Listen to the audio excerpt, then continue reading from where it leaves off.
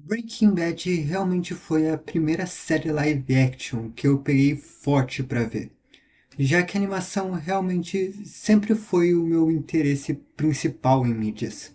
Mas com toda a propaganda que me faziam na época, eu acabei cedendo e dando uma olhadinha. E não teve como, foi uma série que me fisgou demais. Mas diferente de muita coisa que eu assisto, eu quase não interagia com o fandom, exceto pela quantidade abissal de memes, até porque essa série é morbidamente humorada.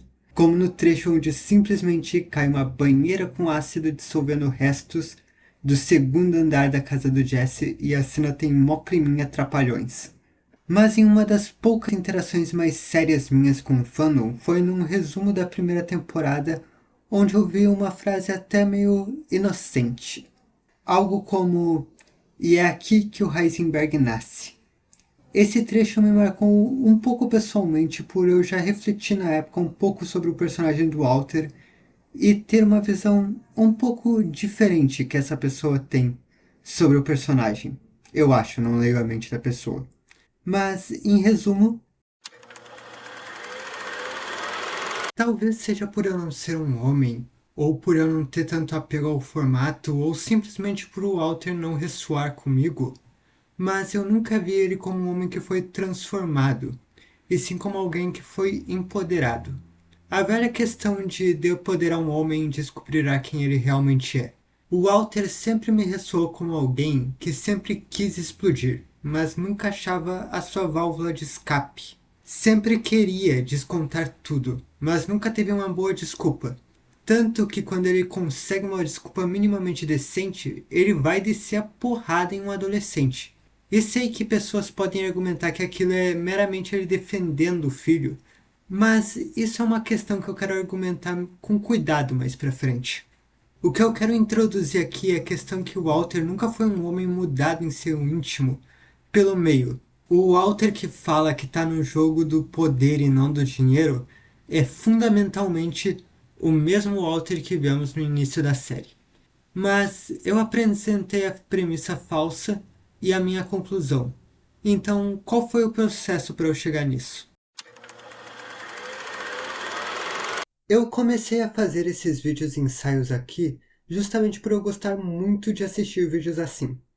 Então, foi meio natural para mim conseguir um monte de repertório da área de narrativa. Isso não me torna uma especialista em narratologia, mas de fato eu sei algumas coisas. Então, antes de continuar, eu queria apresentar elas para vocês. O herói de tragédias gregas é um personagem fundamental para o Ocidente. Ele é, em maioria, um homem nobre abençoado com um grande destino, uma grande trajetória, mas possui alguma falha fatal que inevitavelmente o levará à ruína. Esse tipo de personagem é muito baseada na visão dos gregos antigos que a trajetória é o que traz honra aos homens, e não o seu resultado, uma vez que todo o resultado já está decidido pelos deuses e nem heróis são capazes de mudar isso. Para mim, uma das grandes atualizações desse arquétipo são os personagens shakespearianos. O personagem shakespeariano sofre de uma grande dualidade, oriunda de suas emoções. Essas emoções rasgam o pragmatismo do próprio personagem ou o entortam, cada vez mais.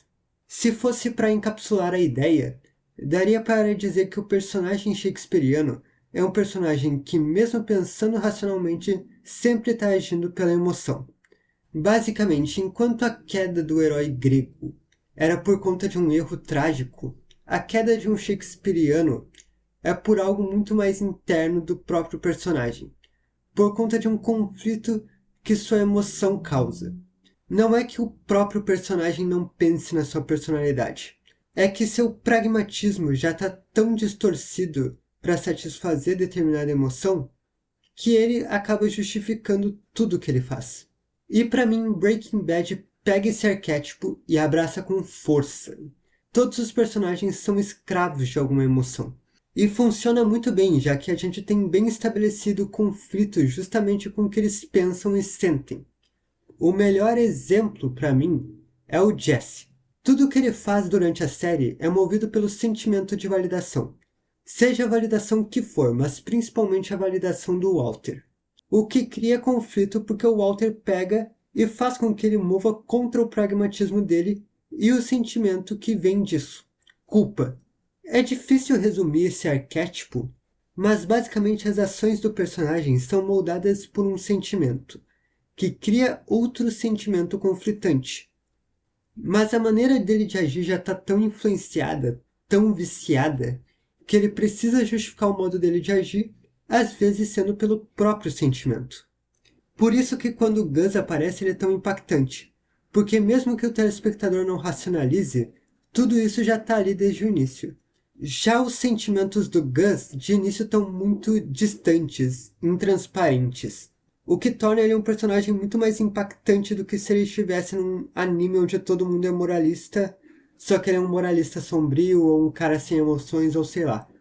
Aliás, se vocês querem minha opinião do que move o Gus, qual emoção, é rancor pela vida potencial que ele poderia ter tido com o irmão. Mas vamos voltar ao assunto que interessa, que não são os sentimentos do Gus. Se o Walter é um personagem shakespeariano, logo as ações dele são moldadas por algum sentimento. Você poderia pensar que é desespero pelo dinheiro, fome de poder ou até autovalidação. E não estaria tão errado, mas eu vejo esses sentimentos como algo que ele desenvolve com o passar do tempo da vida dele. Mas não é algo que molda ele desde o primeiro momento. O que eu acredito que molda ele desde o primeiro momento é algo extremamente destrutivo. O que o Walter sente é ressentimento. E isso já é claro nos primeiros minutos do primeiro episódio. Ele se ressente por tudo na vida dele. Seja o filho reclamão, seja os alunos imbecis, seja o trabalho secundário de merda, seja ele sendo feito de chacota no próprio aniversário. Tudo isso se mistura perfeitamente com outra característica essencial do Walter, que é o que empurra ele para frente conforme a série avança, que é o seu ego gigantesco. Essas coisas e essa construção pautam muito o início da série, que é o conflito interno do Walter no fim, que é o ressentimento do que a vida dele poderia ter sido e a resignação e a covardia que ele tem agora, que em determinado momento é quebrado com a vitória do ressentimento, onde ele cria sua mentira, que ele está fazendo tudo pela sua família. Já que, convenhamos, é muita ingenuidade quem viu a série toda e acreditou nisso. Por mais que existam estímulos para vermos o Walter como um grande coitado, a série o tempo todo nos mostra que o mundo que ele está entrando é um mundo horrível e ele contribui para deixar esse mundo ainda pior. E isso está até na forma que essa discussão é vinda a primeiro momento. Caso você não se lembre, quem foi o primeiro a trazer essa coisa do Walt estar fazendo isso pela família foi o Jesse. E o Walter só adicionou isso à própria lógica. Ele pensava que ele poderia ter sido uma pessoa grande na vida e que agora ele está desperdiçando a própria vida e tem câncer. E se dinheiro é igual a sucesso e drogas trazem dinheiro, logo ele iria fazer drogas. E o Walt só adicionou, como eu comentei, a ideia que ele está fazendo tudo isso para conseguir dinheiro pela família dele, o que não é verdade. Isso tudo, como eu comentei, é o conflito inicial do Walt. E é um conflito muito bom porque fecha com um conflito novo que vai perdurar muito da série, que é o ressentimento dele contra a família. E vendo todo esse caso, onde isso poderia dar? Existem vários personagens na série que tentam entender o Walt, mas acho que o que mais chega perto é o Mike. Você é uma bomba relógio esperando para explodir. Mike é um homem que tinha plena confiança nos procedimentos do Gus e muita confiança que foi o próprio Walt em sua tremenda paranoia que criou motivos pelos quais Gus queria matar ele. Basicamente, se o Walt não fizesse nada, teria continuado tudo normalmente. Mas seu ego, em querer ser o chefão de tudo, é tão grande que a mente dele criou motivos pelo qual destruir Gus.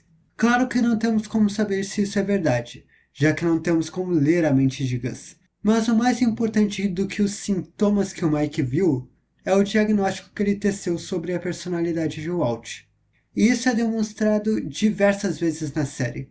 O exemplo mais fácil é o Jesse, mas temos o Mike, o Hank, o Junior e vários outros. Mas eu quero focar aqui brevemente na Skyler. Eu acho que muita gente dessa fandom, pelo que eu ouço falar, insiste muito nos erros e atos da Skyler. Seja com afastamento antes de qualquer ato consolidado, seja com alguns atos de ignorância e principalmente com a traição que Skyler comete e acabam esquecendo a real situação que a Skyler estava. Vamos passar longe de romantizar a traição. Sem dúvidas é um ato de falta de caráter. Mas vamos pensar no fato do que estava acontecendo e nos instintos que isso ativa.